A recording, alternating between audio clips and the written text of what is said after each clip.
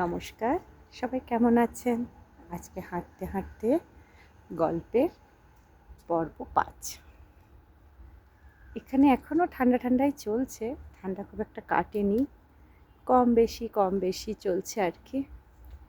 ইন্ডিয়াতে তো খুব বৃষ্টি হচ্ছে শুনলাম, মানে কলকাতাতে মেনলি, ওয়েস্ট বেঙ্গলে, ইন্ডিয়া বলা খুব সবাই ভালো আছেন।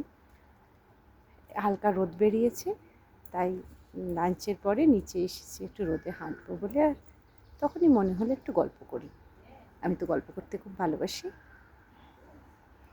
কালকে ফেসবুকে আজকাল দেখবেন খুব সুন্দর সুন্দর কবিতাকে রিলের আকারে একটা করে পোস্টার বানিয়ে ছাড়ে।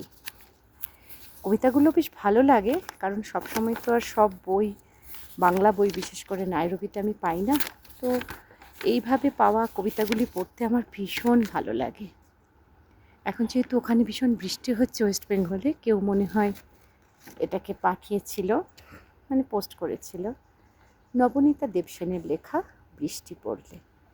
বলছে কি, বৃষ্টি পড়লে মনে হয় ঘরটায় নীল হয়ে কেঁপে কেঁপে ঝরে পড়ল, যেন অজস্র সময় এসে কোথা থেকে ঘর ভরে দিল, যেন অজস্র বাতাস এসে ঘরটাকে নদী কূলে তুলে নিয়ে গেল।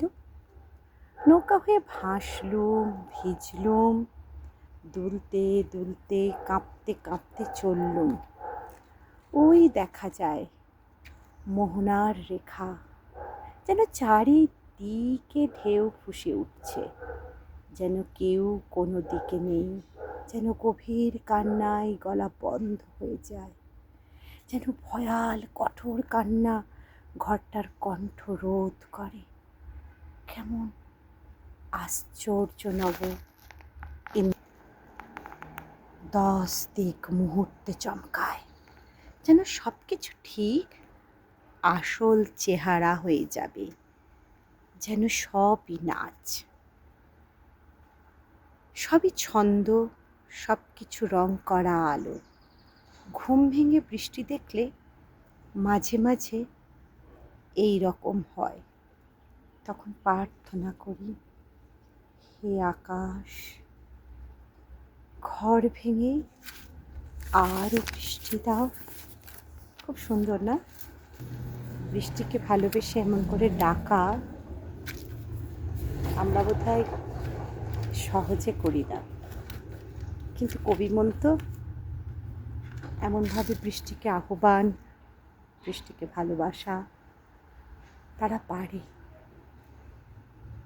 অনেক অসুবিধা হয় বৃষ্টি হলে, কিন্তু বৃষ্টি ভীষণ একটা আশীর্বাদও, তাই নয় কি?